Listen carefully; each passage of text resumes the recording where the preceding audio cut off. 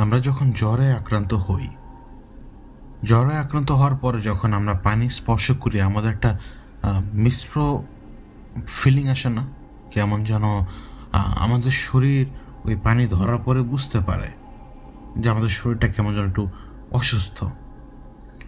ঠিক তেমনি যখন আপনি ওই জ্বরে আক্রান্ত থাকা অবস্থায় যখন দেখবেন যে ঝড় তুফান আসছে, আপনি ওই ঝড় তুফানের যে বাতাসটা, যেই শীতল বাতাসটা, সেটা যখন গায়ে লাগবে তখনও আপনি টের পাবেন যে এইখানে আপনার যেই অনুভূতি, সেই অনুভূতি কিন্তু এক না।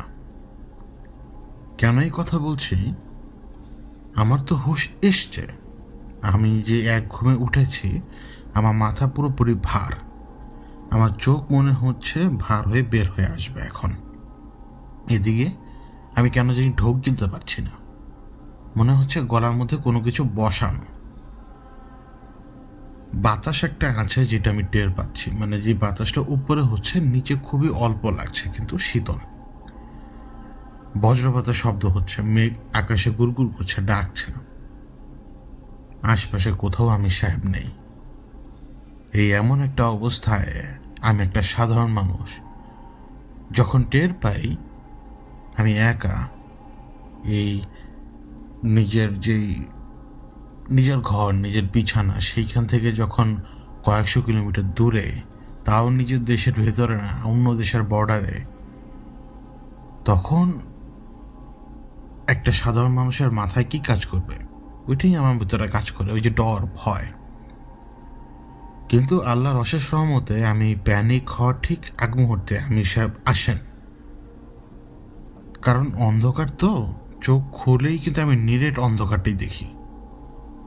মানে আকাশে যে বিদ্যুতের ঝলকানিটা, সেটা কিন্তু একটু পরপর বোঝা যায়, যতটুকু গাছগাছড়ার কারণে মানে আমার চোখের সামনে আসবে ততটুকুই। উনি আমার মুখের মধ্যে আদার মতো কিছু একটা, কিন্তু আদা না, আমরা কিন্তু আদা চিনি, আদা কীরকম হয়। উনি আমাকে আদার মতো কিছু একটা আমার মুখের মধ্যে ঢুকিয়ে দেন এবং উনি আমাকে বলেন, তুমি এটা চিবাবে এবং এটার রস তুমি গিলবে না, এই রসটা তোমার মুখের মধ্যেই থাকবে। একটা সময় যখন উনি আমাকে বলেন যে যখন টের পাবে তোমার ভেতরে মুখের স্বাদটা বদলে যাচ্ছে, হালকা হালকা স্বাদ বদলে যাচ্ছে, তখন ওই রসটা গিলে ফেলবে। তার মানে হচ্ছে উনি আমাকে যে জিনিসটা দিয়েছেন, মানে যেই শিকড়ের মতো জিনিসটা, সেটা আমি যদি চাবাই, সেটার যে রস, সেই রসের সাথে আমাদের মুখের যে লালা, সেটাও কিন্তু রিয়্যাক্ট করবে এবং ওই রিয়্যাক্টের ফলে কোনো না কোনো মেডিসিন তৈরি হবে, যেটা কেমিক্যাল রিয়াকশন। আমি এটা খাই এবং খাওয়ার পরে উনি আমাকে বলছিলেন যে আমার কিছু সময়ের মধ্যেই মাথার ভারটা চলে যাবে। আমি ওটা খাবার পরে, আমাদের অনেক সময় হয় কি, নাইট্রোগ্লিসারিন নিতে হয় না জিভের নিচে, নাইট্রোগ্লিসারিন নিতে হয় অনেককেই, কিন্তু যারা হার্টের পেশেন্ট, ইমিডিয়েটলি ব্লাড প্রেশার বাড়ানোর জন্য। তো আমি যখন চিবুচ্ছিলাম আমার এরকমই লাগছিল, কেমন যেন সাডেন ব্লাডের একটা ধাক্কা টের পাচ্ছিলাম আমি আমার মাথার মধ্যে, আমার চোখের পেছনে, এবং আমার ঘাড়ে মনে হচ্ছে যেন ধীরে ধীরে পাম্পিং বাড়ছিল। কিছুক্ষণের মধ্যেই আমার মাথার ভারটা পুরোপুরি কেটে যায় এবং একটা মেন্টাল ক্ল্যারিটি ফিরে পাই। আমার মেন্টাল ক্ল্যারিটিটা ফিরে পাই, আমার ভেতরে যে ভয়টা ছিল ওটা চলে গিয়েছে। কিন্তু তারপরে আমি আমির সাহেবকে জিজ্ঞেস করি, আমাদের কি এখানে থাকা ঠিক? আমাদের তো এখান থেকে চলে যেতে হবে এখন, যত তাড়াতাড়ি পারি। এবং আমি ওনাকে খুব রিকোয়েস্ট করি যে আপনি আমাকে নিয়ে যান, যা হয় হবে, যা হয় হবে। এই জঙ্গলে মরার চেয়ে, এভাবে কথাটা বলি, যে এই জঙ্গলে মরার চেয়ে নিজের দুয়ারে যে মরি, ওই ভালো। কিন্তু আমির সাহেব আমাকে একটা কথা বলেন।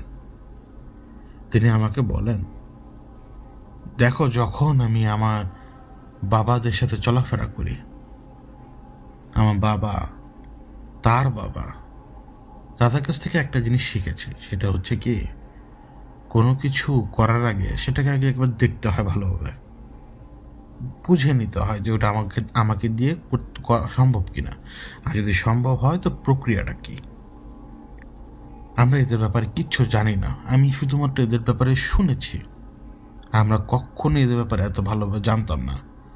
অবশ্য যখন তোমার সামনে সে প্রথমবার আসে, সে মানে দিগত তারা কথা বলছে, তখন আমরা বুঝে গিয়েছিলাম যে তুমি কোনো না কোনোভাবে এগুলোর মধ্যে জড়াবেই। এই জন্য আমি তোমাকে শুরু থেকে জায়গায় জায়গায় বাধা দিতাম, কিন্তু এখন আর বাধা দিয়ে লাভ নেই।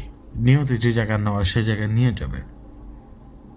আমাদের অপশন একটাই, এদেরকে খুব ভালো করে অবজার্ভ করা, এরা আসলে কি, এদের কর্মপদ্ধতি কি, এদের সিস্টেমটা কি, এবং এদেরকে হারানোর রাস্তাটা কি। এদের সাথে যদি চলাফেরা না করি, আমরা যদি অবজার্ভ না করি, আমরা এদেরকে হারাতে পারবো না। শত্রুর ব্যাপারে না জেনে আজ পর্যন্ত কেউ যুদ্ধে জয়ী হতে পারে নাই। এটা তোমার প্রকাশ্যে শত্রু, তোমাকে এখন কোনো না কোনো কাজে ব্যবহার করবে। হয়তো তুমি কোনো না কোনোভাবে এদের সাথে জড়িয়ে আছো, না আমি টের পাচ্ছি, না অন্য কেউ টের পাচ্ছে, না তুমি টের পাচ্ছ, হয়তো এরাই জানে। এই জন্য আমি তোমাকে বলি কি, সবর করো, আমি তোমার পাশে আছি, কোথাও যাচ্ছি না, তুমি ভয় পেও না। এবং তোমাকে আমি আরো একটা কথা বলি, এদেরকে কিন্তু খুব সাবধানে এমনভাবে ট্যাকল করতে হবে এরা যাতে বুঝতে পারে যে ধীরে ধীরে ধীরে ধীরে তুমি বোকাই হচ্ছ, কিন্তু তুমি বোকা হচ্ছ না, বরং তুমি স্মার্ট এবং আরো স্মার্টার হবে। তুমি এদের সামনে বোকাই সেজে থাকো, এদের সামনে বোকা সেজে থাকার কারণে এরা তোমাকে বোকা ভেবেই এদের ভেতরে কথা বের করে ফেলবে। আমাদের কিন্তু ওইটা জানা জরুরি। তখন আমি ওনাকে পাল্টা প্রশ্ন করি, আপনার হঠাৎ মনে হলো যে আমি স্মার্ট, আমি বেকুব না? আমি তো সবসময় বেকুব। একটা স্মার্ট লোক কখনো কি এই জায়গায় আসার কথা চিন্তা করবে? আমি তো আমার বিবেকের পাল্লায় পরে জায়গায় চলে আসছি, হ্যাঁ বলে দিয়েছি, সাথে আপনাকেও নিয়ে আসছি। আমি সাহেব আমাকে বললেন, দেখো, দুনিয়াতে যখন যা হয় তাকদীরের হিসেবেই হয়। তোমাকে আমি একটা কথা বলি, আমি অনেক আগে একটা স্বপ্ন দেখি। আমি স্বপ্ন দেখি তুমি টাঙ্গুয়ার হাওরের সামনে, এবং তোমার সাথে আমার বহরের অনেক লোক, তারা সবাই কোনো একটা বিষয় নিয়ে খুবই দীর্ঘ সময় ধরে তোমার সাথে কথা বলছে। এবং আমি কিন্তু এটাও দেখি ওলামারা তোমার সাথে কথা বলছে। তার মানে এটাই দাঁড়ায় কোনো না কোনো দিন, কোনো না কোনো সময় তুমি এমন একটা জায়গায় যে সামনের দিকে যে পৌঁছাবে যখন আমার বহরের লোকেরাই তোমাকে সেই সম্মানটা দিবে। হয়তো এখন কিছু লোক সম্মান করে, বাকি লোকেরা তো তোমাকে মানুষই ভাবে। কিন্তু আমি জানি ওই স্বপ্নটা এক না একদিন বাস্তব হবেই। মানে আমির সাহেব আমাকে টাঙ্গুয়ার হাওরে সেই কথাটা বলছেন। উনি স্বপ্নে দেখেছিলেন কিছু ইভেন্ট টাঙ্গুয়ার হাওরে, এবং তিনি আমাকে এটাও বলেছিলেন যে আমি সেই স্বপ্নে কখনো নিজেকে দেখিনি, আমি শুধু তোমাকে দেখেছি। তুমি আমার গোলামাদের সাথে কথা বলেছ, আমার লোকদের সাথে কথা বলেছ, এবং কোনো না কোনো নির্দেশ তুমি দিচ্ছ। তার মানে এটি দ্বারা যে সামনে যত সময় যাবে তত তোমার মধ্যে পরিবর্তন আসবে। এই কথাটা তিনি আমাকে বললেন, এবং তিনি আমাকে বললেন এটাও, সে কিন্তু এখন আসবে, আমি টের পাচ্ছি সে কিন্তু এখানে আসবে। কোনো রকম চালিয়ে যেতে থাকো, আমি তোমার সাথে আছি। আমি সে কথাটা বললেন। কিছু সময় পরে আমি টের পেলাম রাসেল আসাটা, এবং আসার ধরনটা ছিল এরকম, আপনি যখন জঙ্গলে হাঁটাচলা করবেন না, তখন আপনার হাঁটার ধরনটা একটু অন্যরকম হয়, বোঝা যায়, একটা অনুভূতি আসে। কিন্তু যখন হাতি হাঁটবে, হাতির হাঁটার মধ্যে কিন্তু একটা ভাইব্রেশন থাকে। যখন এরকম পরিস্থিতিতে আপনি থাকবেন, আপনি যে কোনো ভাইব্রেশন টের পাবেন। আমার মনেই হলো যেন দুটা বড় হাতির পা এসে থামলো আমার পেছনে, এবং সে এইভাবে জিজ্ঞেস করলো আমি কেমন আছি।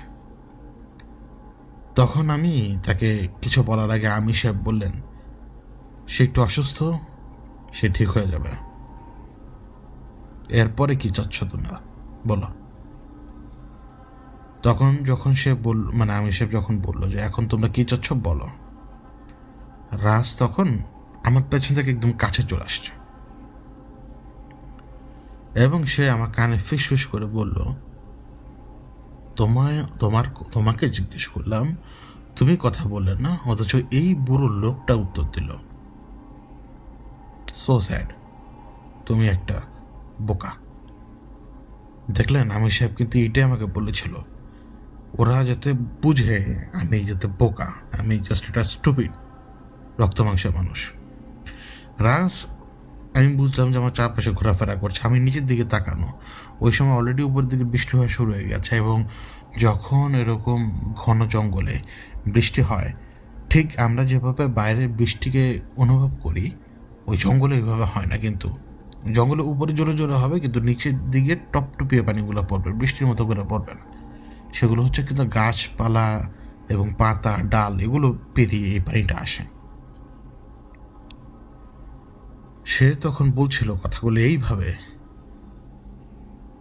আর কি করবে, এটাই একটা হিউম্যান স্ট্রাকচার, বোন, প্রোটিন আর ফ্যাট, এটা দিয়ে দাঁড় করানো একটা স্ট্রাকচার।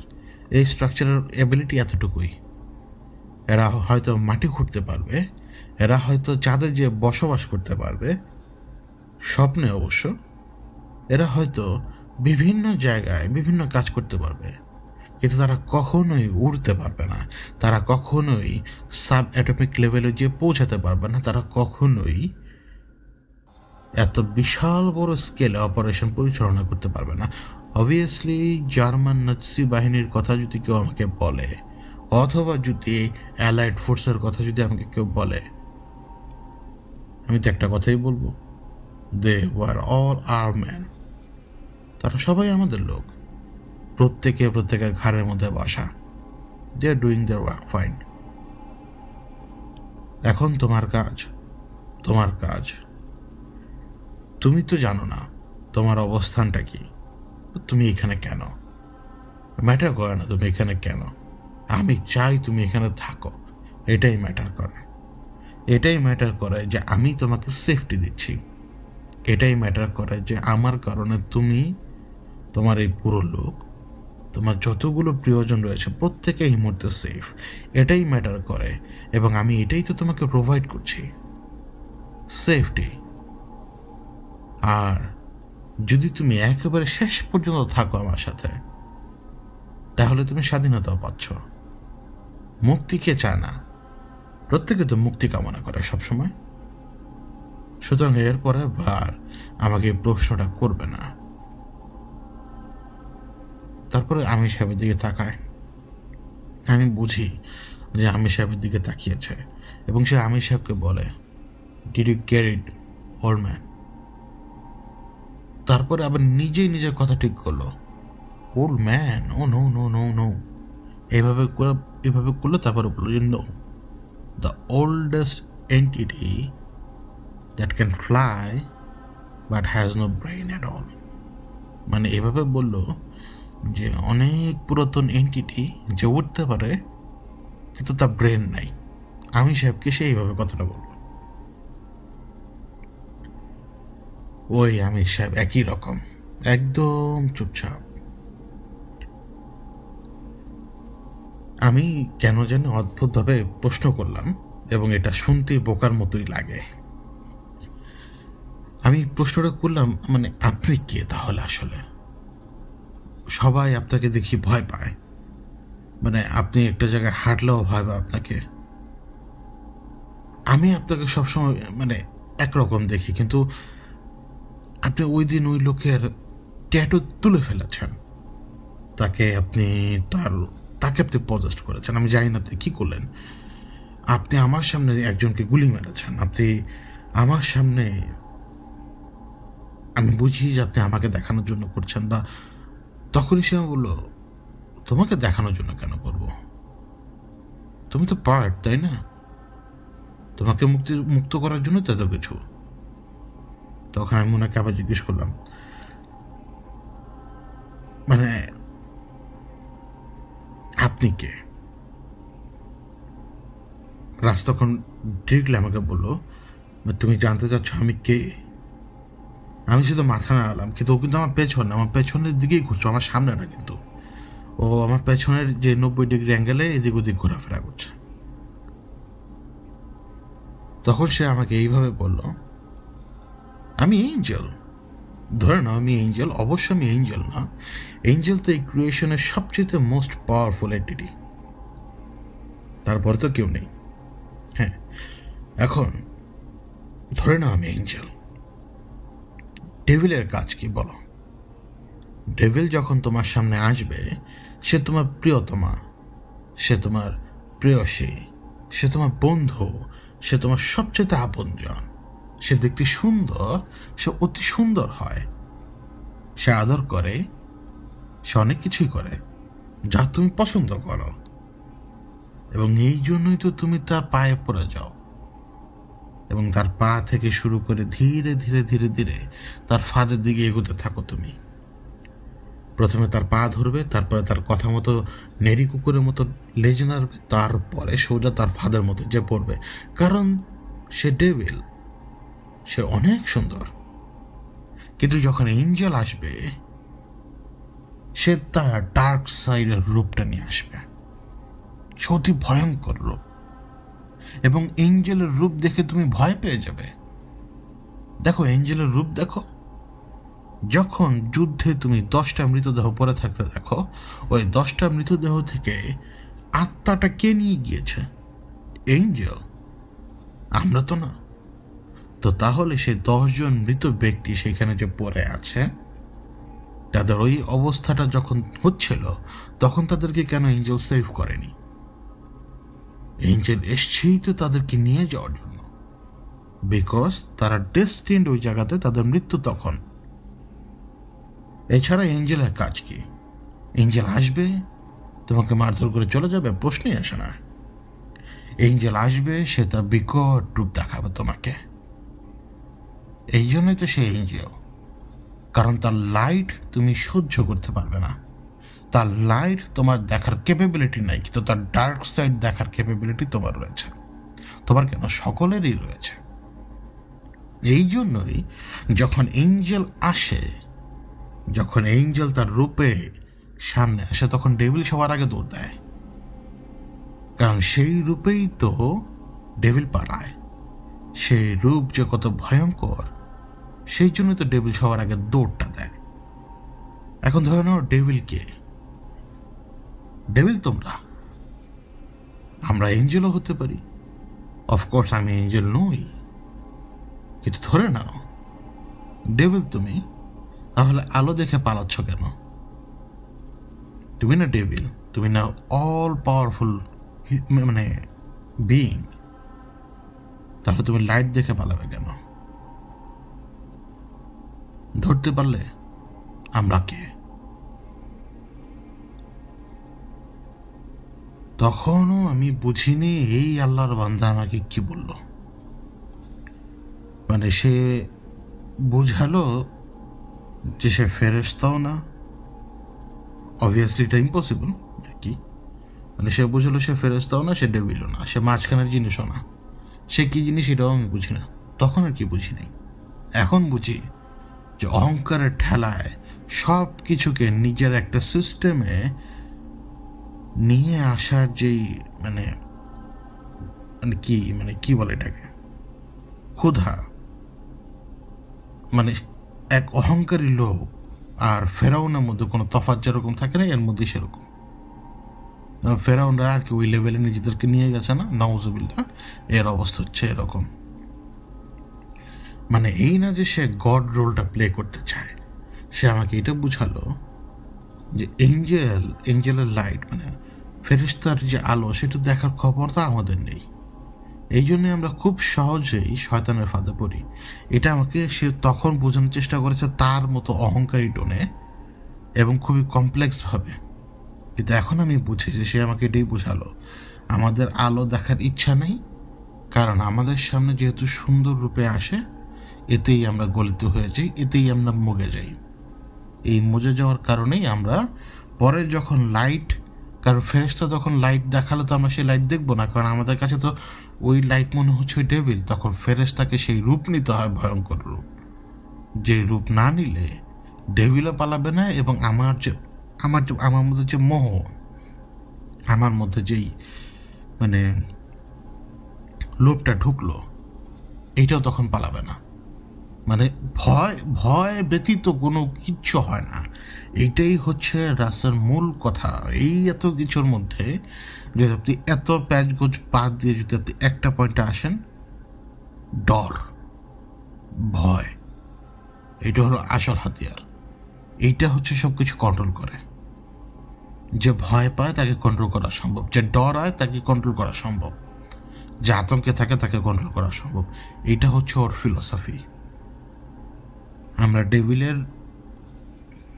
ডেভিলের যে কি বলে ফাঁদে পড়ি, মোহমায়ার মধ্যে পড়ি, তো এঞ্জেল এসে মানে ফেরেশতা এসে তার আমাদেরকে আলো দিয়ে ছাড়বে না, আমাদেরকে আমাদের মতো করেই ছাড়ে।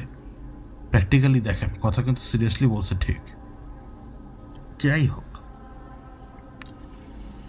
এই কথা শেষ করার পরে সে আমাকে বলে,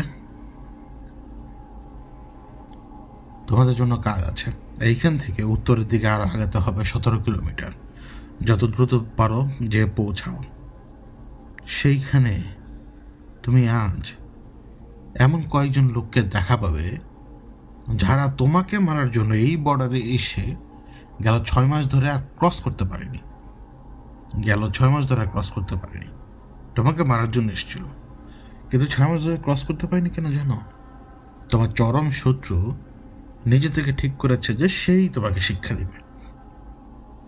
সে সব দিক দিয়ে ভালো করে প্ল্যানিং করে বসে আছে, আর আমি তার সব প্ল্যান জানি।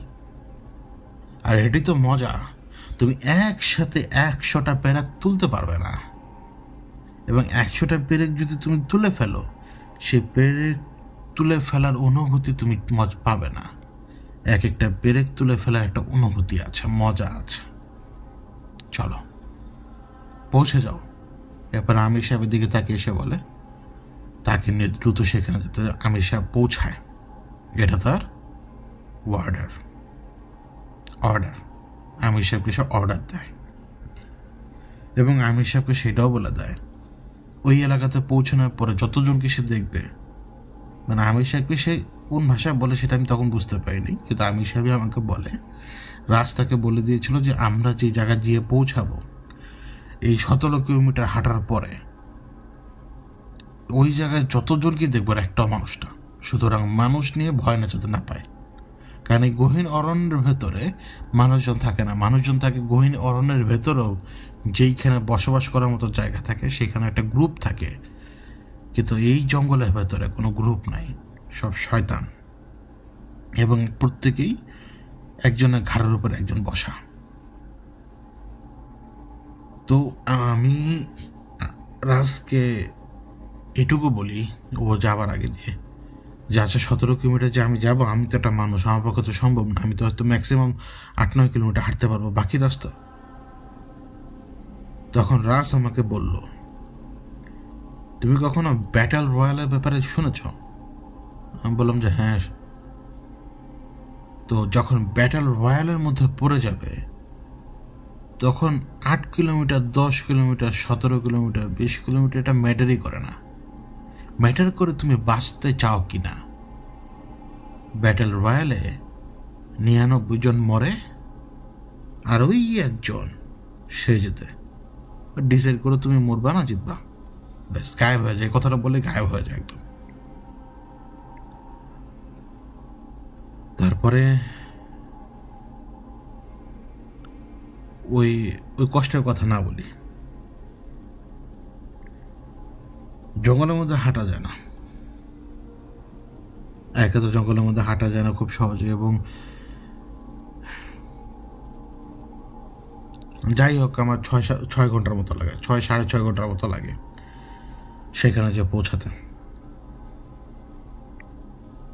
এবং ওই সময়টুকুর মধ্যে আমার হাঁটুতে যে পরিমাণ ক্ষতি হয়,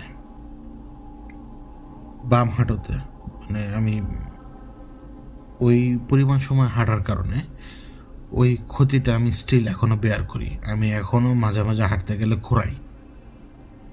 আমার বাম হাঁটুতে ভালো রকমের ক্ষতি হয় ওই এক্সেসিভ প্রেশারের কারণে, চাপের কারণেও বলতে পারেন। তো আমি যখন পৌঁছালাম ওই এক্স্যাক্ট জায়গায়, বৃষ্টি ততক্ষণে চলে গিয়েছে, কিন্তু শরীরটা ওরকম লাগছিল, যে বললাম না যে জ্বর আসলে একটা মানুষ যখন টের পায় পানি তোলে কীরকম লাগে, এরকম। কিন্তু পেটের ক্ষুধা বা ওই সমস্ত জিনিস মাথার মধ্যে নেই। মাথার মধ্যে একটা জিনিসই, হাঁটো। এবং আমির সাহেব একটা খুব সহজ কাজ করছিলেন, সেটা হচ্ছে কি, তিনি আমাকে বিভিন্ন যুদ্ধ, আমাদের যে বিভিন্ন যুদ্ধ আমাদের সাহাবাদের যুগে হয়েছিল না, উনি এই যুদ্ধগুলোর একদম শুরু থেকে শেষ পর্যন্ত এগুলো আমাকে শুনিয়েছেন। তো এইটা আমাকে অনেক হেল্প করে স্ট্রেস থেকে দূরে থাকার জন্য। উনি আমাকে শুনিয়েছেন, আমি প্রশ্ন করেছি কীভাবে যুদ্ধগুলো হয়েছে, মানে কীভাবে সব কিছু, কে বেমানি করেছে, কে কী আশা বিষয়, এগুলো উনি আমাকে বলছিলেন। এমনও না যে এগুলো অ্যাভেলেবেল সব জায়গাতে, মানুষ হয়তো কিতাব থেকে পড়ে মানুষ জানতে পারে, কিন্তু অরিজিনাল ব্যাপারগুলো এখন আবার বলতে গেলেও মানুষজন বলে যে এটা তো আজগুবি কথাবার্তা, প্রমাণ কি, জেনারি বা প্রমাণ কি বলেন, আছে কিন্তু প্রমাণ কি। যাই হোক, এখন পৌঁছালাম, তো অপেক্ষা করছি। আমির সাহেব আমাকে বুঝালেন, মানে তারার ভাই আসবে। আমির সাহেব আমাকে বুঝালেন যে তারার ভাই আসবে। কিছু সময় পরেই তারার ভাই আসে, অজনিয়াক আসে। এবং অজনিয়াক আসার পরে অজনিয়াক এসে বলে, তোকে বলেছে, মানে আমাকে বলে যে তোকে বলেছে এখন তোর সাথে সে যাবে না, আমির সাহেব যাবে না, তুই আর আমি যাব। তো ওর এই কথা শোনার পরে আমি আমির সাহেবের দিকে তাকানোর পরে আমির সাহেব এক কদম সামনে আসলেন। বুঝলাম যে উনি এক কদম সামনে আসছেন। এসে শুধু এটুকু বলেন আমাকে, আমি আছি, ভেব না। অজনিয়াকে আমাকে বলে, ও আশেপাশেই আছে, ভয় পাস না, আর আমি তোর সাথে আছি, ভয় পাস না। এখন যাব কোথায়? আমি যখন জিজ্ঞেস করলাম যে যাবো কোথায়, তখন সে আমাকে বললো, অজনিয়াক আমাকে বললো যে কান পাতার পরে এই যে এসে পৌঁছালাম, বেশ কয়েক মিনিট দাঁড়ালাম, মানে বসে আছি, মানে জিরানোর জন্য আর কি। এই সময়ের মধ্যে আমি শুনিনি যে কোথাও আশপাশে মানুষজন আছে। এই কান পাতার কথা বলার পরে আমি মানে দূর থেকে দূরে, মানে কাছেও না, এমন না যে কাছে, দূরে কথাবার্তা হচ্ছে। তখন অজনিয়াক আমাকে বলে, দুইটা জায়গায় কাজ আজকে। এখন তুই যে জায়গায় আছিস, এখান থেকে বাম দিকে কোনো একটা দিক দেখালো সে আমাকে, আরো একটু সে আমাকে দেখালো যে বাম দিকে ওই জায়গাতে একটা কাজ আছে, ওইখানে এখন তোকে নিয়ে যাবো আগে, কারণ কমান্ডার কিন্তু এখন ওইখানে। এরপর যদি কমান্ডার তোকে বলে, তাহলে তোকে দ্বিতীয় জায়গায় নিয়ে যাব। তো এখন প্রথম জায়গায় গেলাম। প্রথম জায়গাটা বলি আমি আপনাদেরকে, এই জন্য থামনেলেই আপনাদের সুবিধা হবে দেখতে। ওই ঘরগুলোতে ওঠার মতো সিঁড়ি কিন্তু ওইরকম, মানে কাঠের সিঁড়ির মতো না, যাতে পা রাখতে পারবেন। মনে করুন যে লাকড়ি যেভাবে বাঁধে না, মানে লাকড়ি ঠুকিয়ে বাঁধে না যেরকম, এরকম আর কি। মানে আপনার থামনেল দেখলেই বুঝতে পারবেন যে একটা রুমের মধ্যে ঢোকার সিঁড়িটা কীরকম, মানে ওই যে হাট বা সেটা যেটাই হোক, জঙ্গলের ভেতরে আর কি, ওইটা ভেতরে ঢোকার জন্য সিঁড়ি, মানে মানে কাঠের ওরকম পাঠাতো। তো আমি যখন ওই পাটাতনের সামনে যে দাঁড়ালাম, তো আমি ভেতরে দেখি, মানে ওই যে গত রাতের মতো একজন বাধা। রাজ কিন্তু বলেছিল যে এইখানে একটা মানুষও না, যাই দেখবো একটাও মানুষ না, সুতরাং ভয় যেতে না পায়। আমি দেখছি, রাজ আমাকে বললো যে তুমি বাইরে থাকো। আমি এটুকু বুঝলাম যে ও হাতে কাপড় নিয়ে কি জানি করছে, মানে এই এখন কিন্তু আবার দেখতে পাচ্ছি মানুষের আকৃতিতে, এখন কিন্তু বাতাসে কেউ মিশানো নাই। এবং ভেতরে ছোট্ট একটা কয়লা জ্বলে, জানেন, পাথরের মতো সাইজ, আনুমানিক 8-10 কেজি সাইজের একটা পাথর যেরকম হবে, এরকম একটা কয়লা জ্বলছে, জাস্ট কয়লাই জ্বলছে, মানে আগুন না, কয়লার লাল আভাটা। ওইটাই পুরো ঘর আলোকিত করে ফেলেছে, লাল একটা ভাব। তো সামনে যে বসা, তার চেহারা কিন্তু এমন না যে সে মানে বার্মার লোক, চেহারা বোঝা যায় না যে সে বার্মার লোক। তো আমি একটু বর্ডারের ব্যাপারে কম জানতাম তো তখন, বা আমি রাখাইনে যারা থাকতো তারা কীরকম দেখতে সেটাও আমি জানতাম না তখন। তো তখন আমি ওই লোকটাকে যেটা দেখলাম, তার চুলটা এক পাশে মানে সিঁথি কাটার মতো এক পাশে, এবং তার বয়স আনুমানিক 40-এর মতো, কিন্তু সে লম্বা চড়া, বেশ ভালো লম্বা চড়া। তাকে বাধা। অজনিয়াক আমাকে ফিস করে বলল, চুপচাপ, একদম চুপচাপ, হজম কর, কোনো কথা বলবি না। রাস সরাসরি ওই বাধা ব্যক্তিকে জিজ্ঞেস করলো, প্ল্যান কে? তো সেই ব্যক্তি বলল, প্ল্যান হচ্ছে আর্টিফ্যাক্ট সংগ্রহ করা, আর প্ল্যান হচ্ছে কীভাবে আরও বেশি সোলজার বাড়ানো যায়, প্ল্যান হচ্ছে কীভাবে আরও বেশি চারপাশে ছড়ানো যায়। রাজ তখন জিজ্ঞেস করলো, চারপাশে কি ছড়ানো যায়? প্ল্যান হচ্ছে, মানে সে বলছে প্ল্যান হচ্ছে চারপাশে ছড়ানো যায় যে সুপ্রিম কমান্ডার মারা গেছে। রাজ তখন তাকে বলল, ও আচ্ছা, লুক এট মি, আমি এখানে তোমার সামনে, আর তোমরা আমার ব্যাপারে ছড়াতে চাচ্ছ যে আমি ডেড, আমি মরে গেছি। I died. কবে?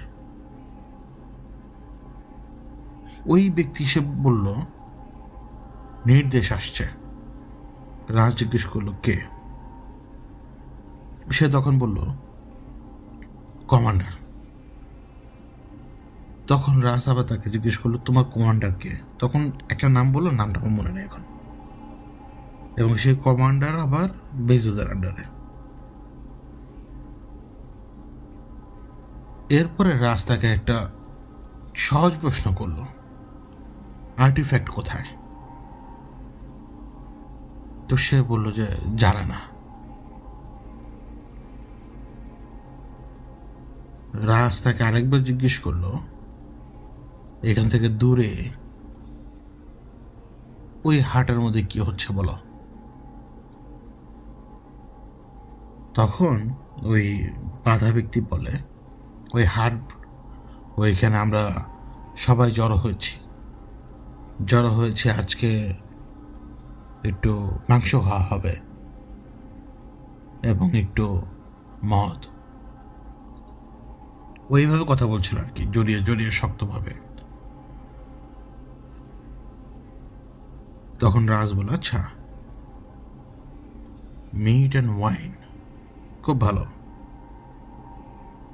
আর্টিফ্যাক্ট কোথায়? এবার একটু কড়াভাবে জিজ্ঞেস করলো।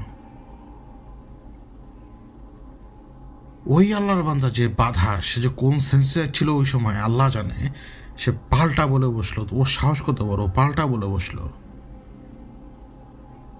মানে সে বলে বসলে এইভাবে, মানে বেইজুস তাদের লিডার, তারা অন্য কাউকে তাদের লিডার মানে না, মানে there is no supreme command, এইভাবে সে বললো আর কি, বুঝালো যে কোনো সুপ্রিম কমান্ড নাই, কোনো সুপ্রিম কমান্ডার নাই, বেইজুস তাদের লিডার, বেইজুস তাদের গড, বেইজুস সব কিছু, বেইজুস তাদেরকে বিভিন্ন অঞ্চল দান করে দিয়েছে, এই বিভিন্ন অঞ্চলে তারা রাজত্ব করতে পারছে, বিভিন্ন অঞ্চলে তারা এই কয়েকশো বছর ধরে আরামসে রাজত্ব করতে পারছে। সুতরাং তারা, মানে সে বাকিদের কথা বান, তো সে বলছে যে আমি বেইজুস, মানে আমি আমার কমান্ডারের বাইরে যাব না। রাজ তখন বলল, তোরা জানিস তোদের সাথে কি করি আমি? তুই কি এটা পর্যন্ত জানিস? তুই যাকে কমান্ডার ভাবিস সে হচ্ছে আমার কুকুর, তুই হচ্ছিস আমার সামনে কুকুরের ছানা। তুই জানিস এই যে পেছনে সামনে দেখ, এই দেখ আমার পেছনে, মানে তোর সামনে দেখ, একটা মানুষ দাঁড়ানো। ওরা কুকুরের ছানাকে কি করে জানিস? ওরা কুকুরের ছানার উপর দিয়ে গাড়ি চড়িয়ে দেয়, গাড়ি চড়িয়ে ওদেরকে পিষে ফেলে। আবার কখনো কখনো ওরা কুকুরকে লাঠি দিয়ে পিটিয়ে মেরে ফেলে। এটা কিন্তু মানুষের কাজ। দেখ তোর সামনে যে আছে, মানে আমার পেছনে, তোর কমান্ডারকে সে লাঠি দিয়ে খুব সহজে পেটাতে পারবে, আর তোকে খুব সহজেই সে গাড়ির নিচে ফেলে দিয়ে পিছিয়ে দিতে পারবে। এই হচ্ছে তোর অবস্থা। তুই আমার সামনে বসে থেকে তুই আমাকে বলছিস আমি এক্সিস্ট করি না। এই কথা বলতে বলতে যে ওর যে মানে রাসের যে মাথা গরম হয়ে গেছে, ও আমি এক্সিস্ট করি না বলতে বলতে মানে এমনভাবে কথাটা বললো মনে হলো যে একটা তুফান কথা বললো, মানে একটা তুফান, একটা বজ্র তুফান তার সাডেনলি জবান খুলে গেছে এবং সে বললো যে আমি এক্সিস্ট করি না, মানে কথাটা এইভাবে আর কি। সে শান্ত হলো, আমি বুঝলাম। রাজ তখন আমাকে বলল গেট ইন, ভেতরে ঢুকো। তো আমি ওই উপরে উঠলাম, ভালো উঁচু, উপরে উঠলাম। এবার প্রচণ্ড শব্দ হচ্ছে আমি ওঠার কারণে। ওরা তো মানুষের রূপ, কিন্তু ওরা তো সব জিন, ওদের তো ওয়েট থাকবে না। আমি তো মানুষ, একটা ওয়েট থাকে। শব্দ হলো, একটা অদ্ভুত শব্দ, বিশ্বাস করেন। কেন জানি মনে হলো যে শিয়াল, কিন্তু আমার মনে হয় যে না, এটা শিয়ালও না, কারণ শিয়াল এভাবে ডাকে না। আবার কেন জানি মনে হলো হায়ানা, কারণ একদিন আলিফ ভাই আমাকে হায়ানার হাসি শুনিয়েছিল। আবার মনে হলো যেটা হায়ানাও না। আবার কেন জানি মনে হলো যেটা প্যাঁচা, কিন্তু প্যাঁচাও না। আমি আপনাদেরকে বুঝাতেই পারবো না ডাকটা কিরকম। ডাকটা কিন্তু গড়গড়ও না, মানে বুঝাতে পারবো না। মানে ডাকটা খুব বিশ্রীও না, অথবা বাঘের মতোও না, সিংহের মতো না, কুকুরের মতো না। তো ওই ডাকটা দেওয়ার সাথে সাথে বাইরে অজনিয়াক যে ছিল, বিশ্বাস করেন এই অজনিয়াক বাইরে, আমার মনে আছে ওই যে ভেতরে থাপড়া ছিল, মানে বাইরে আর কি, বাইরে যে মানে পাতার যে দেয়ালটা না, পাতা দিয়ে তৈরি করা দেয়াল, ওইটার মধ্যে থাপড়া ছিল। শুধু বলছিল যে মানে হুজুর আমাকে ভেতরে আসতে দেন, হুজুর হুজুর আমাকে ভেতরে আসতে দেন। মানে ওর কি যেন হলে আল্লাহ জানে। রাস আমার দিকে ঘুরে তাকায়। রাস আমার দিকে ঘুরে তাকানোর পরে বলে, দেখতে পাচ্ছ তোমার প্রিয় যে ছিল তার ভাই বাইরে দাঁড়ানো, ওয়ান অফ মাই ডগ। সে প্রচণ্ড ভীত এখন, এবং সে দেখো ভেতরে ঢোকার জন্য পারমিশন চাচ্ছে। যেইভাবে একটা কুকুর পারমিশন চায়, যেইভাবে একটা কুকুর তার মালিকের কথা শোনে, সে এখন পারমিশন করছে। উইদাউট মাই পারমিশন সে এই ঘরে ঢুকতে পারবে না। কেন সে পারমিশন করছে জানো? এটা বলে সে আবার ওই যে বাধা ব্যক্তির দিকে তাকায়। তো ওই বাধা ব্যক্তির অবস্থা ততক্ষণে খারাপ। ওর চেহারা যে বদলে যাচ্ছে, মানুষই কিন্তু ওর চেহারা যে বদলে যাচ্ছে এবং আতঙ্ক, এটা আমি বুঝতে পারছিলাম। আমি কিন্তু দাঁড়ানো, আমার আমার পেছনে শব্দ হচ্ছে, মানে অজনিয়া পুরো পাগল হয়ে গেছে ভিতরে ঢোকার জন্য। রাস এটাকে এনজয় করছিল জানেন, এবং ওই ডাকটা আরো কাছে চলে আসছে। এবং ওই ডাক যখন শুনলো না, মানে আমি নিজেও শুনলাম, দূরে ওই যে বললাম না যে একটা গ্রুপ অফ পিপল আছে, মানে আরো দূরে, ওইখানে যেরকম একটা সরগোল ছিল, ওইটা একেবারে কমপ্লিট সাইলেন্ট হয়ে যায় ওই সেম টাইমে। তো ওই ডাকটা ক্রমশ আরো কাছে আসছে। এদিকে অজনিয়াক বাইরে সবাই, মানে বাইরে থেকে প্রচন্ড পাগল হয়ে গেছে ভেতরে ঢোকার জন্য। রাহাস ওই লোকের দিকে তাকায়। ওই লোক থরথর করে মানে কাঁপছে, বোঝা যাচ্ছে, এবং কিছু বলতে যাচ্ছে, পারছে না। রাজ তখন তাকে শুধু এইটুকু বলল, আর্টিফ্যাক্ট কোথায়? ওই লোক শুধু এটুকু বললো, জানেন, ওই আর্টিফ্যাক্ট ওই ওই হাটে, মানে এর অন্য একটা ঘরে, যেটা এখান থেকে আরো দূরে, অনেকগুলো লোক আছে ওখানে।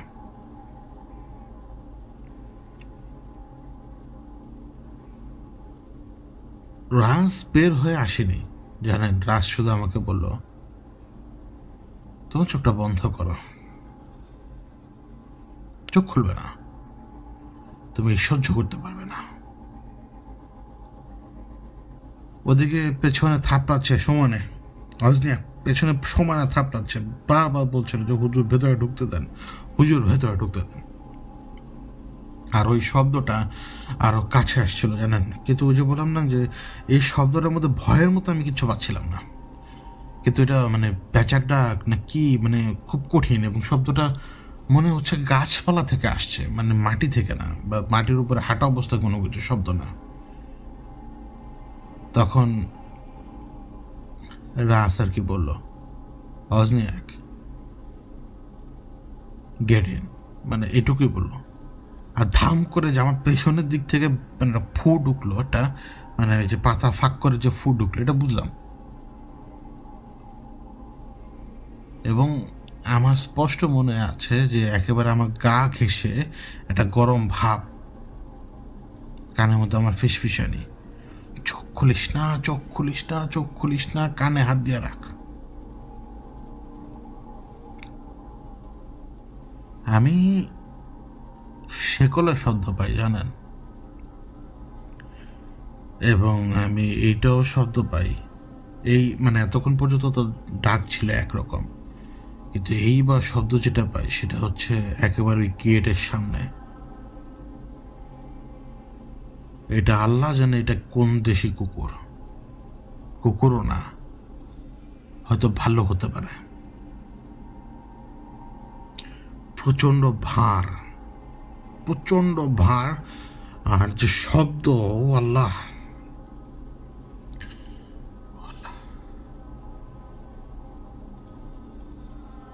ওর যে শব্দ,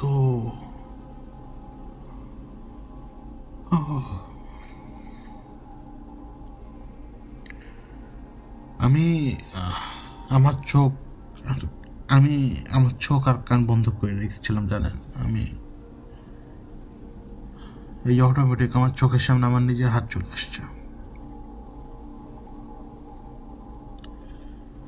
আমি শুধু শুনলাম গেট হিম বয়, শুধু এটুকু বলো যে গেট হিম বয়। এইটারে যে কি করছে আল্লাহ জানে, এই রুমের ভিতরে যে ছিল এটা যে কি করছে, তো মানুষ না, তো সেই নেই, এ কোনো মানুষের শরীরও না, কিন্তু ওইটারে যে কি করছে আল্লাহ জানে। আমি শুধু, আমার কেন জানি মনে হচ্ছিল যে আমার চারপাশে জিন্দা মানুষকে কেটে ছিঁড়ছে কেউ, আর তার রক্ত বা নাড়ি ভুড়ি বা শরীরের কোনো অংশ এই বুঝি আমার গায়ে লাগলো, লাগে নাই, মানে এরকম একটা ফিলিং। আর রাসের একটা মানে রাসের একটা একটা শব্দ সে করে রাস, ওই রুমের মধ্যে যে শব্দটা হয় সেটা ধস্তাধস্তে শুধুমাত্র, আর অদ্ভুত রকমের, যেমন শিকার মুখে নিয়ে শব্দ করে না কেউ, ওইরকম। ওই আল্লাহর বান্দা যে বাধা ছিল সে কোনো কথা বলতে পারে নাই। আমি আবারও বলি, সে মানুষ না।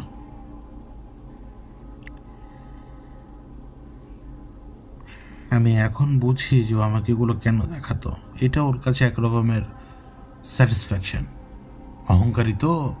অহংকারী তার ক্ষমতা দেখায়, কিন্তু এটা মজা পায় ভয়ঙ্কর রকমের। একসাথে তো বলেছে পারপাসটা কি, কিন্তু আরও একটা পারপাস আছে যেটা সে আমাকে এখন বলবে না। এখনই বলে দিলে তো সে মানে পরে এই যে আমি যে তার এগেনস্টে চলে যাব, এটা তো তখনই হয়ে যেত। ওই পারপাস যদি আমি তখনই যদি সে আমাকে বলে দিত যে আমার অরিজিনাল পারপাসটা কি এখানে ইনভলভ হওয়ার পেছনে, তো সেটা আমাকে সে তখন বলেনি, অনেক পরে বলে, অনেক পরে।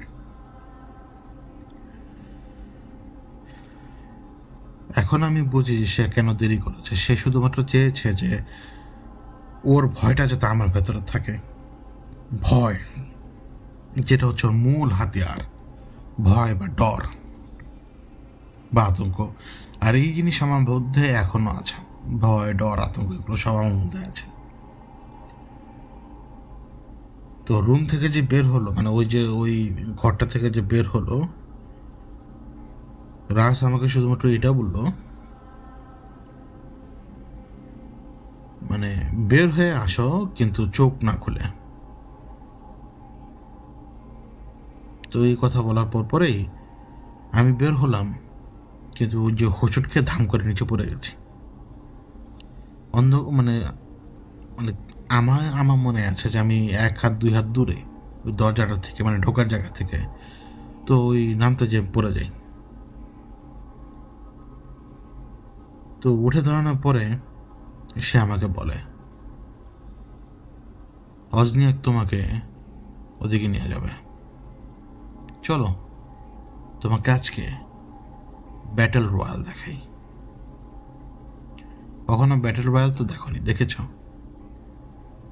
আমি কি বলবো, আমার মুখ দিয়ে আর কোনো কথা বেরোয়নি, ওই সারা রাত আর কোনো কথা বেরোয়নি। তাই আমি ওই জায়গায় তখন বোবা। তো সে আমার কাঁধে হাত দিল, মানে একটু সাবাসি দেওয়ার মতো, এবং বলল যে চলো। ডানে বামে সোজা এরকম করতে করতে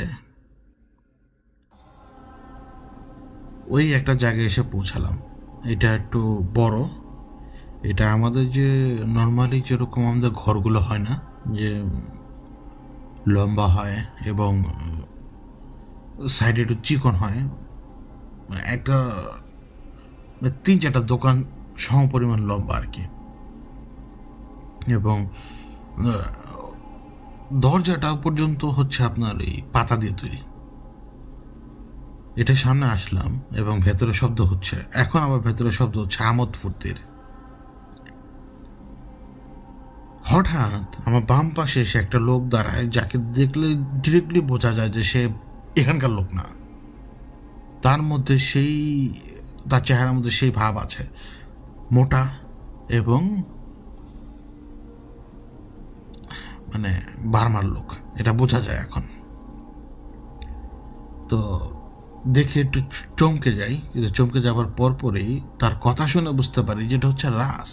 কিন্তু এই মুহূর্তে সেটা বডির মধ্যে, কোথা থেকে গ্যাদার করে নিয়ে এসছে আমি জানি না, কিন্তু লোকটাকে দেখে আমার কেন জানি মনে হয় এই লোকটা ডেড, এবং আমার সন্দেহটা পরে সত্য হয়। ও কোনো জায়গা থেকে এই লোকটাকে নিয়ে আসছে, এই লোকটা অনেক আগে মারা গেছে। কিন্তু ঘটনা কি সেটা আমি বুঝতে পারিনি, কিন্তু এখন বুঝবো।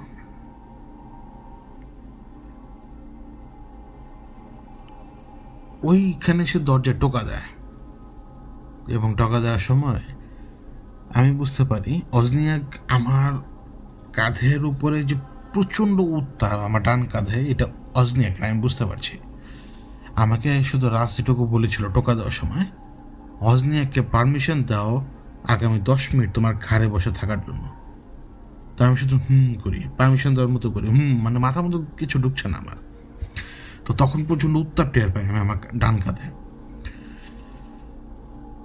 দেখলাম যে সে টোকা দিল, ভেতর থেকে কি ভাষায় কথা বলছে এটা আমি জানি না, এখন পর্যন্ত জানি না, আমি এটা খোঁজার চেষ্টা করিনি। সুতরাং এই কথাবার্তা সব কিছু আমার কাছে দুর্বোধ্য। ভেতর থেকে খুব দরাজ খোলা কিছু বলতে বলতে, ঝাড়ি টাড়ির মতো বলতে বলতে খোলার পরে দেখলাম যে সেও এখানকার লোক না, অরিজিনালি এখানকার লোক না, ভাড়াবাড়ির লোক। মানে আমাদের রাখাইন তো আমাদের বর্ডারের পাশাপাশি, চেহারা একটু হলে আমাদের সাথে তাদের মিল আছে। তো সে বার্মার লোক, এটা বোঝা যায়। এবং এই লোকটাকে দেখে তো আরো খুশি, মানে আমি এখন বুঝলাম যে সে কেন খুশি। এই ডেড বডিটা নিয়ে আসছে অ্যাকচুয়ালি ওদেরকে খাওয়ানোর জন্য, মানে ওরা মনে করেছে ওদের খাবার নিয়ে আসছে কেউ, মানে ওদের খাবারের মধ্যেই কেউ ঢুকে সে খাবারকে চালিয়ে ওদের কাছে নিয়ে আসছে। ওরা তো খুশি। ভেতরে ঢুকলো, তো রাসও ভেতরে ঢুকলো। আমি পেছনের দিক দিয়ে ঢুকিনি, আমি দেখলাম যে আমার অবচেতনে আমার ডান পা সামনে গেল। তো এটা দেখতেই আমি সাথে সাথে বললাম যে না, আমি এই পারমিশন দিই নাই, আমার কাজে থাক, কিন্তু আমাকে কন্ট্রোল করিস না। তো আমি যখন এই কথাটা বলে ফেললাম না, দেখলাম যে আমার মুখ দিয়ে কোনো শব্দই বের হয়নি, মানে আমার ঠোঁট নড়েই নেই। কিন্তু আমার এই কথাটা যে মানে বলতে চেয়েছি অন্তরের ভেতর থেকে, এইটা আবার অজনিয়াক বুঝতে পেরে সে আমাকে বলে যে তুই ভাবিস না, তোর কোনো ক্ষতি হবে না। ভেতরে যে ঢুকলাম ওরা টের পায়নি, ওরা খুব খুশি, মানে আনন্দ করছে রীতিমতো। মিট অ্যান্ড ওয়াইন, রাজ বলেছিল না, মিট অ্যান্ড ওয়াইন। ওরা খুব খুশি। এবং ভেতরে একটা টেবিলের উপরেও কিন্তু একটা ডেড বডি দেখি, এবং ওই ডেড বডিটা বয়স্ক লোকের, এটা বোঝা যায়, অনেক বয়স্ক লোকের ডেড বডি। টেবিলের উপর যেটা পরে আছে ওটা ডেড বডি, এটা আমি বুঝি। আমি এটা এখন পর্যন্ত বুঝি না যে এরা কোন জাতের লোক যারা এই সমস্ত জিনিস করে। হতে পারে অনেক কিছু খারাপ জিনিস তো আছে, ইতিহাস আছে না, অনেক খারাপ জিনিস আছে না, আছে তো, যারা আদমখোর তো আছে, তাই না? না, আমি কখনো ভাবিনি যে ওদের মধ্যে আদমখোর আছে। পরে না আরো ধীরে ধীরে অনেক কিছু বুঝি। তো রাস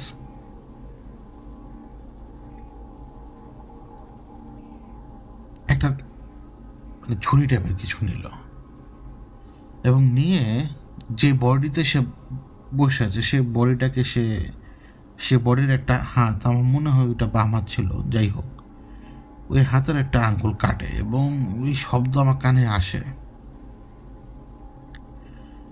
অজনিয়াক আমাকে বলেছিল যে তুই চোখ বন্ধ করে রাখ, তুই শুনতে থাক, সমস্যা নাই, কিন্তু আমি চোখ বন্ধ করিনি। ওই আঙুলটা কাটে এবং আমার দিকে রাস্তা তাকানো, মানে ওই লোকের ভেতরেই ওই চোখ দিয়ে আমার দিকে তাকানো একটা ডেড বডি। এর আগে আমি অনেক দেখেছি যে ডেড বডি দাঁড়াতে আমার সামনে, বা ডেড বডি নড়াচড়া করতে, ও আমার কাছে কিচ্ছু লাগে না। যেমন মর্গে মানুষজন ডেড বডি কাটে না, তাদের মতো এরকম আমি পাথর। ভয় শুধু মানে চমকে গেলে ভয় লাগে, এছাড়া ভয় সহজে লাগে না। তো আঙুলটা কাটলো এবং আঙুলটা ছুঁড়ে মারলো। ওই জটলার মধ্যে থেকে কে জানি ধাপ করে আঙুলটা নিয়ে নিল, এবং বাকি লোকেরাও পড়লো ওই জায়গার মধ্যে, অ্যাজ এ প্রত্যেকটা লোক এখানে জম্বি।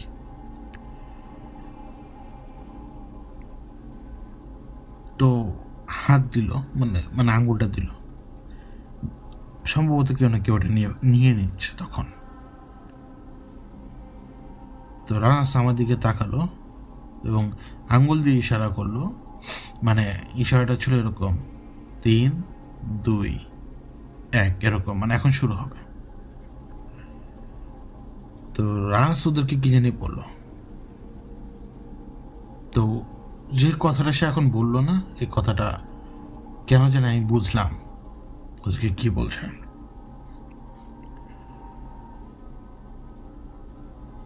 রাস ওদেরকে একটা অপশন দিল, হয় তোরা নিজেরা মরবি এখন, আর না হয় আমি তোদেরকে মেরে ফেলবো, দুটার একটা। এবং তোদের মধ্যে থেকে সর্বশেষ যে বেঁচে থাকবি সে বেঁচে থাকবি, আর যদি আমার কথা না শুনিস তোদের ওস্তাদকে ওইখানে, আর এইখানে তোদের ওস্তাদের খবর তোদের কাছে আছে নাই তো? ভালো করে দেখ, ওদের মধ্যে থেকে কেউ ততক্ষণে টের পায় যে ওদের ওস্তাদের সাথে কি হয়েছে, এবং ওই এক্স্যাক্ট মোমেন্টে ওই শব্দটা ঠিক প্রথমবারের শব্দ, যে শব্দ শুনে এরা নিজেরা প্রথমে চুপ হয়ে গিয়েছিল, পরে যখন দেখে কোনো শব্দ নেই এরা আবার এদের উল্লাসে মেতে ওঠে।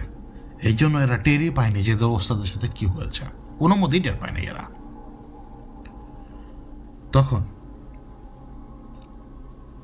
ওই শব্দটা হয় এবং এই যে জটলা একেবারে রুমের শেষ প্রান্তে যে ঠেকে যায়, রুমের একেবারে শেষ প্রান্তে যে ঠেকে যায় জটলাটা, এবং সেই শব্দটা আরও কাছে আসছে। আমি দেখলাম ওইখানে তো বসার মতো কোনো চেয়ার নেই, কোনো কিছু নেই। আর টেবিলটাও যেটা, সেটা হচ্ছে ওই যে লাকড়ি দিয়ে, লাকড়ির পায়া এবং ওই দড়ি মড়ি দিয়ে হয় না যে বেতের টেবিল, ওরকম। তো সেই টেবিলটা উপরে ডেড বডি ছিল, প্রথম ডেড বডিটা, ওই যে বয়স্ক, বোঝা যায় যেটা। তো সে করলো কি, ওই টেবিলটাকে ধাক্কা দিয়ে ডেড বডিটা ফেলে দিল। ডেড বডিটা ফেলে দিয়ে একটা শীষের মতো দিল, এবং শীষটা দেওয়ার কারণে যেই জানোয়ারটা বা সে যেই হোক না কেন, সে আরো কাছে আসলো অতি দ্রুত।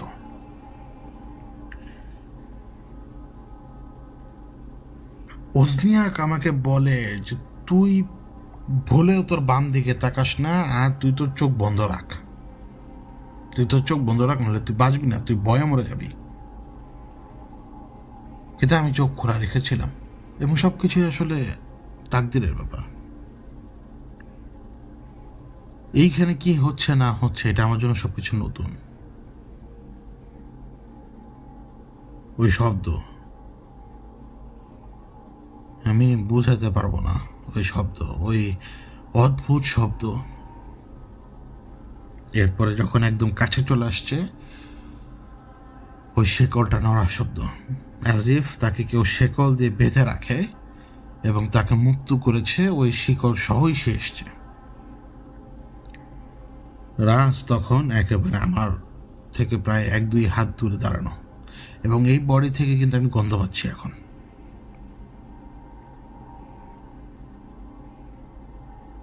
পরে আমি বুঝতে পারি যে রাজ আদতে এই বডি কন্ট্রোলই করছিল, এই বডির মধ্যে সে কিন্তু ছিল না। রাজ তখন ঘরের বাইরে, চারপাশে এই বাতাসের মধ্যে সে মিশে আছে। তার ক্ষমতাটা সে এইভাবে চ্যানেল করে যে ডেড বডিটা সে নিজেই পুতুলের মতো সবকিছু করছে। রাজ তখন তাদেরকে আবারও বলে, কি করবি তোরা এখন বল, বেঁচে থাকবি? তাহলে যে বেঁচে থাকতে চাস, একজন আরেকজনকে মারতে শুরু কর, যে যেভাবে পারিস মার, যে যেইভাবে পারিস একজন আরেকজনকে মার, এবং শেষে যে বেঁচে থাকবি কেবল সেই বেঁচে যাবি। আর যদি তোদের কোনো ইচ্ছা না থাকে নিজেদের কাউকে না মারার, তাহলে তোদেরকে আমি এমনি মেরে ফেলবো। আমার ভয় কিন্তু বাইরে দাঁড়িয়ে আছে, এবং সে কিন্তু ক্ষুধার্ত।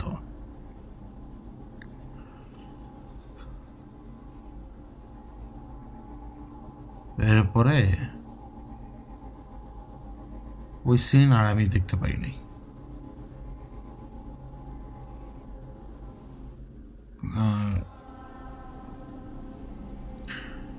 মানে কেন বলছি দেখতে পাইনি, আমি অদ্ভুত অদ্ভুত সব রূপ দেখছিলাম, তো মানে এটা ক্যাপচার করা সম্ভব না, বয়ান করা সম্ভব না। এমন না যে মানুষের হাত পা ছিঁড়ছে, এরকম না, না না না, এটা তো কেউ মানুষই না।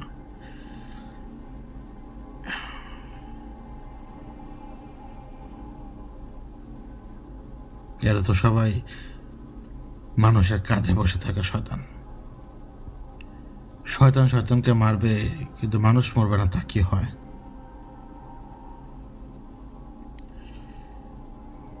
আমি তো এরকমও দেখেছি যে এক লোক বিশাল, মানে কোনো রকম যতটুকু মুখ হা করা সম্ভব অতটুকু হা করে আরেকজনের ঘাড়েও কামড় মারে। আমি আবার এটাও দেখি, মানে যতক্ষণ পর্যন্ত চোখ বন্ধ করিনি ততক্ষণ পর্যন্ত ওই রুমের মধ্যে একজন আরেকজনকে মারছিল, মানুষের শরীরের মধ্যে থাকা অবস্থা। এরা যারা এখানে, এরা সবাই মানুষের শরীরে বসে থাকা শয়তান এক একজন। ও মানুষও তারা কন্ট্রোল করে, ওই মানুষটাও তারা। ওরা মিট অ্যান্ড মাইন্ড খাবে, ওই মানুষগুলোকে আদতে জানতো যে তারা তাদের সেন্সে নাই,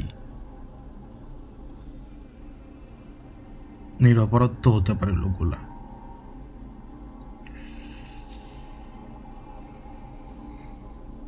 ওদের সর্দার সরাসরি মানুষ ছিল না, কিন্তু এরা সবাই মানুষ, যাদের মধ্যে ওরা বসা এবং ফুল কন্ট্রোলে থাকার কারণে ওই লোকগুলো নিজেদের সত্তাই হারিয়ে ফেলেছে। দেখা যাবে যে হয়তো বছরের পর বছর তাদের রুহ ওই শরীরে ঢুকতেই পারে নাই পজেশনের কারণে। ওই যেভাবে জানেন তো যে জিন পজেস্ট করলে কি হয়, জানি না কি হয়েছে, কিন্তু আর যাই হোক, ওইখানে মানুষ মানুষকে না মারলেও শয়তান শয়তানকে মারে, শয়তানও মরে মানুষও মরে। শব্দ বিভীষিকা আমি বয়ান করতে পারবো না। শব্দের কি বয়ান দিবেন বলেন? রাস বসে আছে, বোঝা যায় বসে আছে।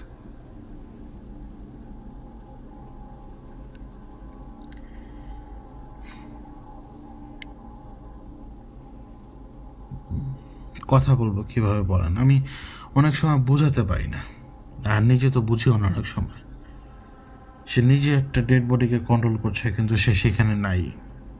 এইটাও আমি যেমন বুঝতে পারি না সহজে, পাওয়ার আর কি, যেমন যে হতে পারে পুতুলের মতো আর কি। আবার এই লোকগুলা নিরপরাধও হতে পারে। আবার ভেবে দেখেন, তারা তাদের সত্তাকে এমনভাবে হারিয়ে ফেলেছে যে তারা যদি এখন মানুষের মাংস খায়, তারা সেটা টের পাবে না, এবং সেটা মৃত মানুষের মাংস।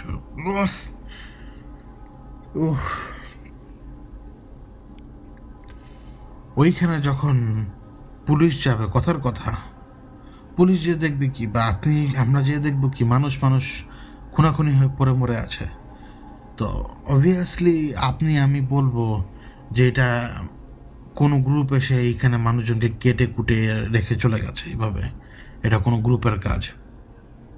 কিন্তু তদন্ত করবেন কি, হাতে কোনো উপায় নেই, কোনো কিছু নেই, আপনার সামনে যে লোক সেই করুক, আপনি বুঝবেন কিভাবে যে এখানে ঘটনা ঘটেছে কি? আমরা তো এরকম খবর পাই যে মানুষের লাশের টুকরা পাওয়া গেছে, তদন্ত করলে যদি আসলে কোনো মানুষ করে থাকে সে তো ধরা খাবেই, এবং সেটা যদি কোনো মানুষ না করে থাকে তো তার তো কোনো ধরা খাবে, মানে ধরা খাওয়ার প্রশ্নই আসে না। যান না থানাগুলোতে, অহরহ ডেড বডির কোনো কুল কিনারা করতে পারেনি। এমন না যে তারা চেষ্টা করে না, করে, একটা সোর্স পেলে আগায়, কখনো সোর্সই পায় না, আছে অনেক।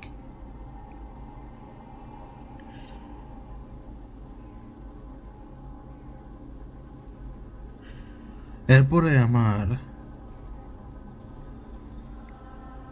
আর কি বলবো, এরপরে যাই হোক, ওইখানে মনে কেউ জিতে আর কি, আমি জানি না। ওইখানে যে ব্যাটল রয়্যাল যে সে রাস পরিচালনা করে, এটা হচ্ছে ওর জন্য একটা ফান, ওর জন্য একটা গেম বা কোনো কিছু, কেউ বেঁচে আছে কিনা সেটাও আমি জানি না। আমি শুধু এটুকু জানি, আবছা আবছা হালকা হালকা একটু আলো আলো চোখে লাগছিল আমার। আমাকে অজনিয়া মনে হয় বের করে নিয়ে আসা, আমার যেটা মনে আছে।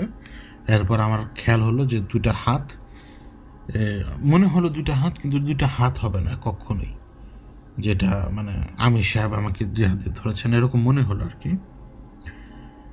এরপর আমার মনে আছে আমার সামনে, ওই যে আমরা অনেক সময় দেখবেন ওই কি জানি বলে, দুই চাকার ওই যে ফেরিওয়ালাদের ছোট গাড়ি থাকে না, যে হাতে ধরে দুই চাকা থাকে এবং হাত ধরে ট্রেন নিয়ে ঠেলে, এরকম একটা কিছু। আমি সাহেব শুধু আমাকে বললেন যে এটার মধ্যে বসো, এবং এটার মধ্যে বসার পরে এইটা যে কে টেনে নিয়ে গেছে এটা আমি জানি না। সব কিছু খুব দ্রুত পাস হচ্ছিল আমার চোখের সামনে।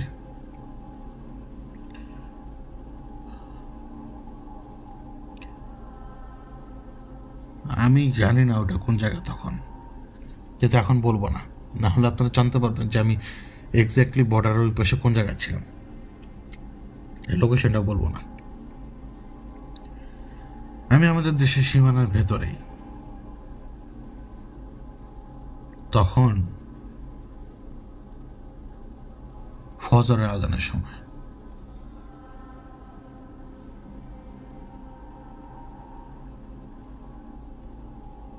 আমি জানি না ওই সময় আমাকে কেউ ওই ওই রুম থেকে গাইড করে বের করে নিয়ে আসছে, সেটা কি আমি সাহেব কিনা নাকি অজনিয়া?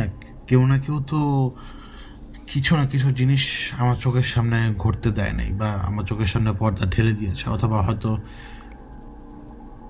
হয়তো আমি দেখেছি কিন্তু আমি বলতে চাই না।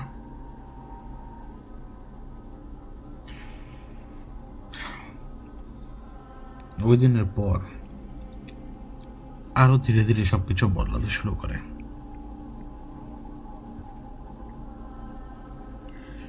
ওইটু এগুলো যা বললাম এতো কিছুই না। আমি বলেছি না, আমাকে হয়তো অনেক প্রশ্ন করতে পারেন এখন আপনি, যারা আর কি আমাকে চিনেন, যে ভাইয়েরা আমাকে চিনেন, যে আমি কেন এখনো বলে যে সাত মাথার অজগর সবচেয়ে বেশি শক্তিশালী, মানে আমার চোখের সামনে। রিজন হচ্ছে যে ওইটাই, ও আমার লাইফ রিস্ক ছিল। এরা কি আমার লাইফ রিস্ক ছিল না? এরা আমাকে দেখিয়েছে এরা কি করতে পারে, শুধু এইটুকুই। আর বলেছি না যে ক্ষমতা শিফট হয়, পাওয়ার আজকে আমার কাছে তো কালকে আপনার কাছে, পরশু আরেকজনের কাছে তো তরশু আরেকজনের কাছে। পাওয়ার একটা এনার্জি যেটা ট্রান্সফার হয়, আজকে এই জায়গায় কালকে ওই জায়গায়।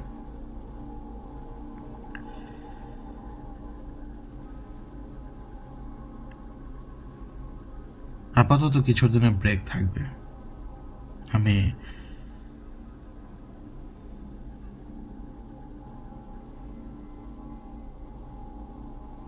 যখন আর কি এই অবস্থাটা থেকে যখন ফেরত আসি, একটা ব্রেক পড়ে। রাজ বুঝতে পারে যে আমার মেন্টাল সমস্যা দেখা দিয়েছে, এবং এই জন্য সে আমাকে একটু একটু ছাড় দেয়, একটু জায়গা দেয় নিজেকে একটু গুছিয়ে নেওয়ার জন্য। বলবো না একদিন। আল্লাহ হাফেজ।